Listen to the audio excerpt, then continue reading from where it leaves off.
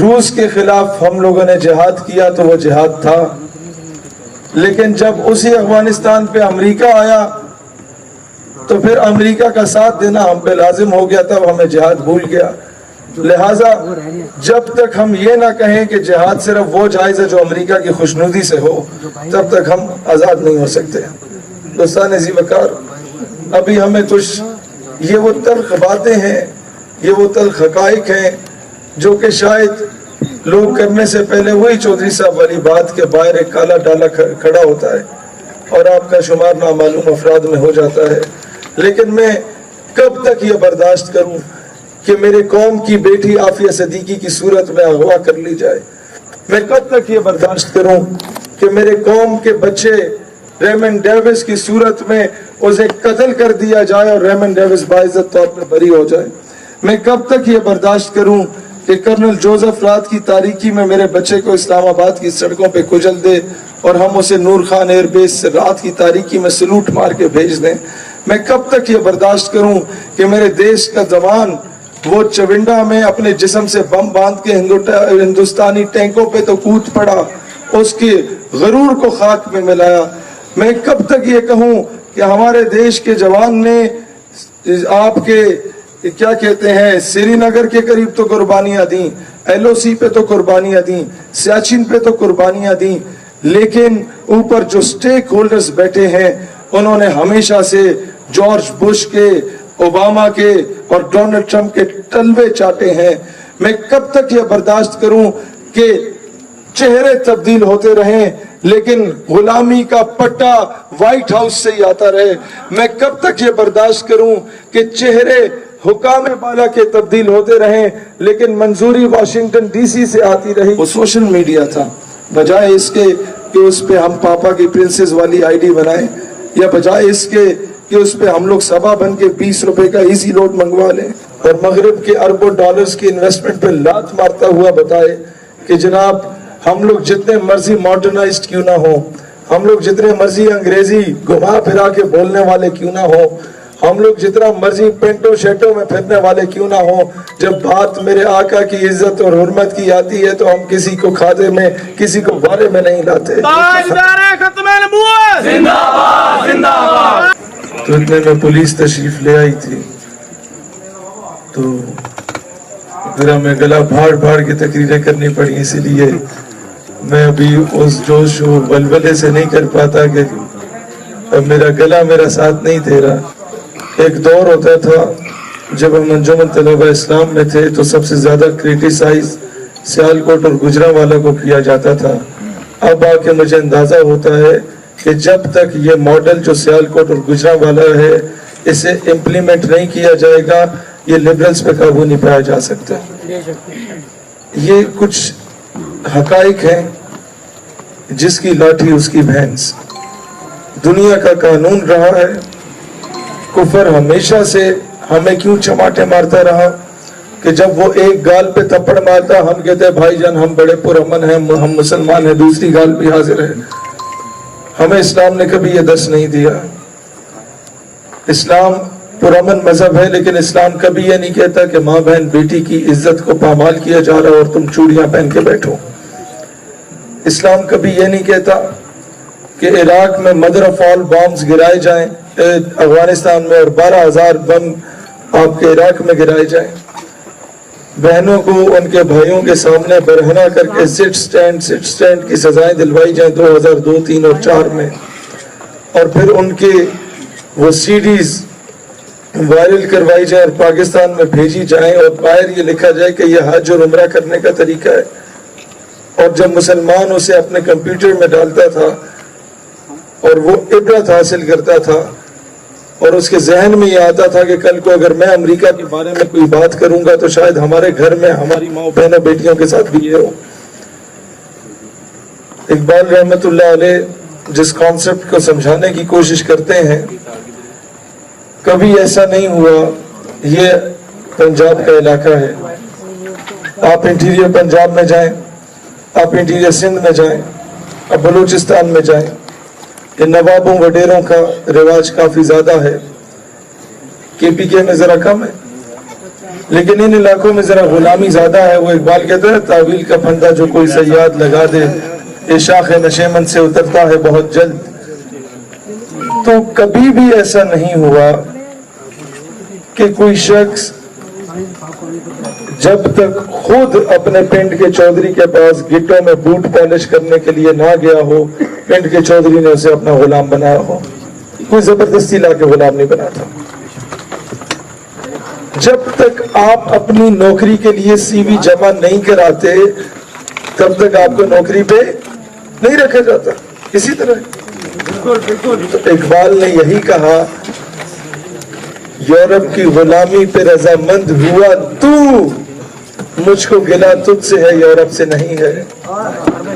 اب سمجھیں, جب تک امریکہ کے گٹوں میں بیٹھ کے اس سے بھیک نہیں مانگیں گے, امریکہ زبردستی تو ہمیں خیرات نہیں دے گا. وہ کوئی پھوپھی کا بیٹا ہمارا. یہ جو آپ ایڈ دیکھتے ہیں, یو ایس ایڈ کی مد میں ہمیں ایڈ مل گئی, دیکھتے ہیں نا, یہ فلانی سپورٹ آ گئی جناب امریکہ سے. بھئی وہ کیا تمہارے تائی کا پتر ہے جس نے عراق میں بم پھینکے, جس نے لبنان کو تباہ کیا, جس نے سیریا کو تباہ کیا, جس نے پوری عرب کنٹریز کو تباہ کر دیا اس طریقے سے کہ ان کے بڑے بڑے اسٹیک ہولڈرز کو عورت و شراب کا عادی بنا دیا. یہ فکر عرب کو دے کے فرنگی تخیلات, اسلام کو حجاز و یمن سے نکال دو. اس نے حجاز اور یمن کو آپس میں لڑوا دیا, اس نے عراق اور کویت کو آپس میں لڑوا دیا, اس نے عراق اور ایران کو آپس میں لڑوا دیا, اس نے پاکستان اور افغانستان کو آپس میں لڑوا دیا. وہ تمہیں کیوں ایڈ دے گا؟ اس کی کچھ ڈیمانڈز ہوتی ہیں. وہ ڈیمانڈز کیا ہوتی ہیں کہ آپ کے تعلیمی نصاب سے عشق رسول کے ایلیمنٹ کو نکال دو. آپ میں سے جو 40 یا اس سے ابو ایج کے لوگ ہیں, یا اپنے بزرگوں سے پوچھئے گا کہ ان کے دور میں ایک مضمون اردو میں پڑھایا جاتا تھا, غازی علم الدین ایک عظیم عاشق رسول کے نام سے. آج نہیں پڑھایا جاتا. ایک دور ہوا کرتا تھا کہ سلطان صلاح الدین ایوبی کے بارے میں ہمارے بزرگوں کو پڑھایا جاتا تھا. آج مصطفیٰ کمال اتاترک پڑھایا جا رہا ہے, جسے انگریزوں نے لانچ کیا اور ایک لبرل ترکی ہمارے اوپر مسلط کیا تھا. آج وہ سلطان محمد فاتح نہیں پڑھایا جاتا. آج ہمیں وہ غازی عبدالحمید نہیں پڑھایا جاتا. آج ہمیں وہ نور الدین زنگی جیسا چیف آف آرمی اسٹاف نہیں پڑھایا جاتا. اسی لیے ہمارا وزیر اعظم کہتا ہے کہ جو بارڈر کی طرف جائے گا وہ ملک دشمنی کرے گا. بندہ اس بدبخت سے پوچھے کہ تم ہر 5 ستمبر کو آ کے دعا کرواتے ہو کہ اللہ کشمیر کو آزادی دلوا دے, اپنے ساتھ کچھ علماء کو بھی بٹھا دیتا ہے. اب میں دعا کرواؤں, آپ دعا کروائیں, اچھا لگتا ہے. ہمارے پاس اور کچھ ہے بھی نہیں, نعرے لگانے کے علاوہ, دعائیں کرنے کے علاوہ, تقریریں کرنے کے علاوہ. لیکن جب وزیر اعظم بھی دعا ہی کرے تو کرسی ہے تمہاری, یہ جنازہ تو نہیں ہے, کچھ کر نہیں سکتے تو اتر کیوں نہیں جاتے. اللہ وطن. آپ لوگوں میں سے ہماری بہنیں ہیں, وہ کئی ایسی ہیں جو کہتی ہیں کہ سر ہم لوگ کام کرنا چاہتی ہیں اپنے مذہب کے لیے, اپنے وطن کے لیے, اس نظریے کے لیے, لیکن نہیں کر پا رہی. ہم لوگ اوپنلی سوشل میڈیا نہیں یوز کر سکتے. میں نے کہا آپ سے کتنے کہا ہے, آپ سے کس نے کہا ہے کہ ہماری بہن آپ اپنی تصویر سامنے آویزہ کر کے سوشل میڈیا استعمال کریں. آپ اپنے آڈیو نوٹ کے ذریعے اپنی انقلابی آواز, وہ درد بھری آواز اس امت کو پہنچا سکتی ہیں. آپ اپنے ماشاءاللہ شاہ صاحب یا نبی غلام ہے, غلام ہے رسول کے غلام, یہ رسول میں جو ہو نہ عشق مصطفیٰ تو زندگی فضول. بڑے ہمارے لیے آنر کی بات ہے شاہ صاحب یہاں تشریف لائے. تو بہنوں کے بارے میں عرض کر رہا تھا کہ آپ کے آڈیو نوٹس کے ذریعے آپ انہیں آڈیو نوٹس بنائیں, اوپر ویڈیو میں کنورٹ کیا جا سکتا ہے, اس پر پکچر سٹوریز لگائی جا سکتی ہیں, بہت کچھ کیا جا سکتا ہے. اس ہتھیار کو استعمال اگر ہم کریں گے تو دنیا میں انقلاب آ سکتا ہے. ریسنٹلی 3-4 ملکوں میں پوری بغاوت جو قائم ہوئی وہ سوشل میڈیا نے قائم کی. دوستان ذی وقار, اسی لیے میں دوبارہ درخواست کروں گا کہ پاپا کی پرنسز اور یہ سبا کے ایزی روڈ سے نکل کے کوشش کریں کہ اس سوشل میڈیا کے اس کو as a source of entertainment नहीं, इसे एज अ वेपन, एक हथियार के तौर पर यूटिलाइज करें। और आप देख पाएंगे कि यही सऊदी अरब में जब मैं पहली बार गया उम्रे पे, तो मैं जो पाकिस्तानी थे 12 रबीउल अव्वल पे, वो तो सारे आके मिले, व्हाट्सएप पे वीडियोस उन्हें पहुंचा करती थी, तो उनकी देखा देखी इंडियंस भी आके मिले क्योंकि वो भी वहाँ मजदूरी करते थे, तो मुझे 2 बार उन्होंने अरेस्ट कर लिया। लेकिन ये वही सोशल मीडिया जिसको अगर मैंने सही यूटिलाइज किया, तो उसके अगले साल जब मैं मदीना शरीफ गया, उम्रे पे जब मैं गया, तो मैंने मक्का शरीफ और मदीना शरीफ में कोई 500-700 लोगों की गैदरिंग्स में अलग अलग खिताब किया, जो कि वहाँ पर बिल्कुल भी इजाज़त नहीं होती। लेकिन ये आप पे डिपेंड करता है कि आप किस तरीके से अपना पैगाम दुनिया तक पहुँचा सकते हैं। मैंने 20 साल की उम्र में पाकिस्तान की जो एम्बेसी है कुवैत में, वहाँ पर सारे पाकिस्तानी कम्युनिटी से 2-3 मरतबा मुझे और मेरे साथ, मतलब ये ऑनर देखें कि डॉक्टर एक्यू खान और मैंने इकट्ठा खिताब किया। कहाँ वो जिनको पूरा मुल्क मानता हो, कहाँ उस वक़्त में 18-20 साल का नौजवान था। तो ये चीज़ें होती हैं, अगर आप इस हथियार को इस्तेमाल करते हैं, आप उम्मत में एक तब्दीली भी ला सकते हैं, आप उम्मत में एक इनकलाब भी ला सकते हैं। मैं चाहता तो यहाँ जज्बाती इनकलाबी तकरीरें करके आपसे नारे लगवा देता, लेकिन होना यही था कि जिस दिन आप सोचते कि हमने आके वहाँ पर 3 घंटे ज़ाया किए, हम लोगों ने नारे लगाए सिर्फ। जब तक हम सिस्टम में घुसेंगे नहीं और सिस्टम को सही तरीके से, वो हिटलर में रूम फरमाते थे, if you want to change the system get into it. System तब्दील करना, उसे घुस जाओ, फिर की करो, रीच टू द टॉप, उसके बुलंदी तक पहुंचो। Only then you could be able to change the entire system. ਤਾਂ ਤੁਸੀਂ ਜਾ ਕੇ ਉਸ सिस्टम ਨੂੰ चेंज कर सकते हो, नहीं तो बाहर बैठ के नारे लाओ, कोई फर्क नहीं पड़ेगा, कुछ भी फर्क नहीं पड़ेगा। दोस्तान जी वकार, ये लॉन्ग टर्म मेयर्स हैं, ये इस तरह नहीं, बस ठीक है 2 जुमले, ये इस तरह नहीं है कि आज हम नारे लगाएं तो कल ये नजरियाती लोग जो है वो कोई हुकूमत कायम करके।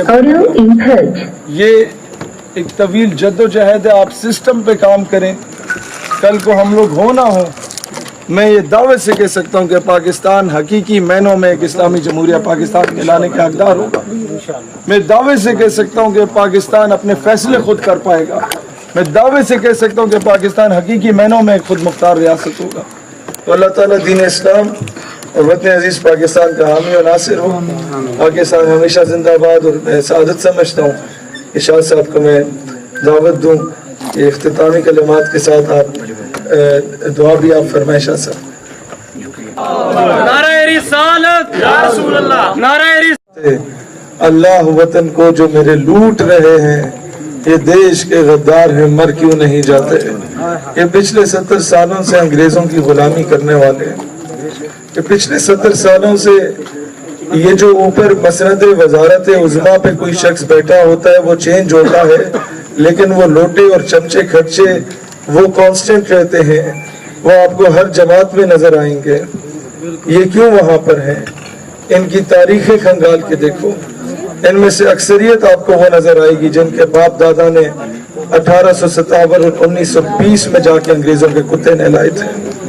आज उनके बच्चे नवाब बने, आज उनके बच्चे वडेरे हैं। लेकिन मसला ये नहीं कि वो नवाब और वडेरे हैं, मसला ये है कि हम लोग क्यों, हमारे पिंड देहात के लोग जाके उन्हीं के घोड़े कुत्ते नहला रहे होते हैं।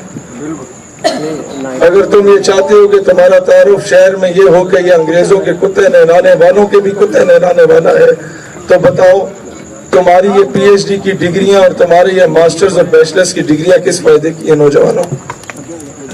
आज के बाद इस गुलामी को तोड़ो, हुजूर अलैहिस्सलाम की गुलामी के दामन को थामो।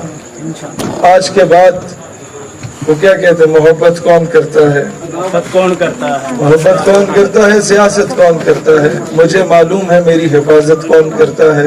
हम इन्हें लाज रखी है बुजुर्गों की यहाँ, वरना सभी टुकड़ों में फैलते हैं, बगावत कौन करता है। दोस्तान जी वकार, अब इन जाबिरों, इन जालिमों, इन चोरों, इन लुटेरों, इनके खिलाफ बगावत का वक्त है। अब इनकी गुलामी के दामन को छोड़ने का वक्त है। अब पाकिस्तान के फैसले पाकिस्तान के अंदर करने का वक्त है। अब अक़वाम आलम को जो उम्मीदें आपसे वाबस्ता हैं कि वो फ़लस्तीनी बच्चा इजरायली तोप के सामने कंकर उठा के कहता है कि नहनु अबनाउल मुस्लिमीन व Kullu Anas Salahuddin, we are all the children of Muslims and each and every one of us is Salahuddin Ayyubi।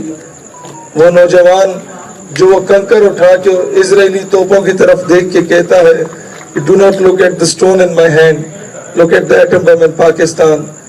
वो नौजवान जो ये कहता है कि मेरे हाथ में कंकर ना देखो, पाकिस्तान में मौजूद एटम बम को देखो।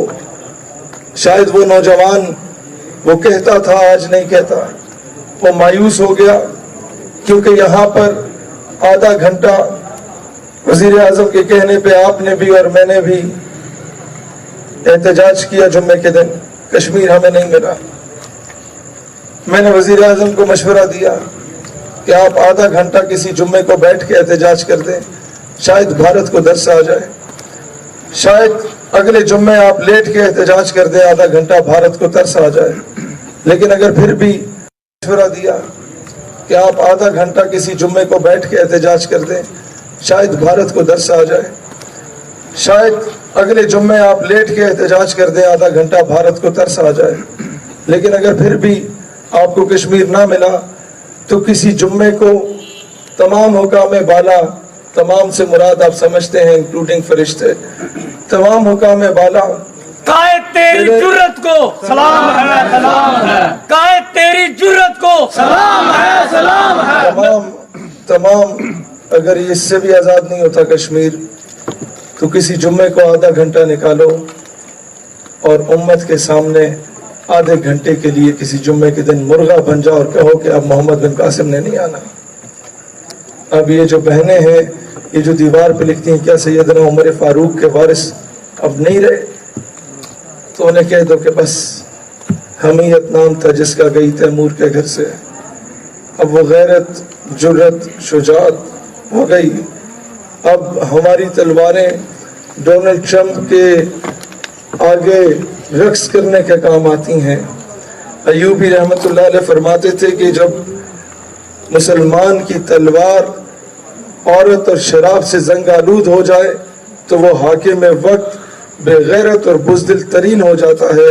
वो तलवारें आज देख लो कि वो औरत और शराब में तो लथपथ नजर आएंगी, आपको उन बड़े बड़े जागीरदारों और उन बड़े बड़े सरमायादारों और उन बड़े बड़े स्टेक होल्डर्स के बच्चे और बच्चियां मुल्क से बाहर तालीम हासिल करते हुए नजर तो आएंगे, लेकिन आपको वो तलवारें आज कश्मीर, बर्मा और फलस्तीन के लिए उठती हुई नजर नहीं आएंगी। आपको माजरत के साथ मुझे दुख होता है ये बात कहते हुए, शायद ये बात अभी आपके सर से गुजर जाए, शायद आप में से दो चार ये बात समझ जाएं, शायद उन दो चार ही ऐसे हों कि वो अपने आने वाली नस्लों को बचा दें।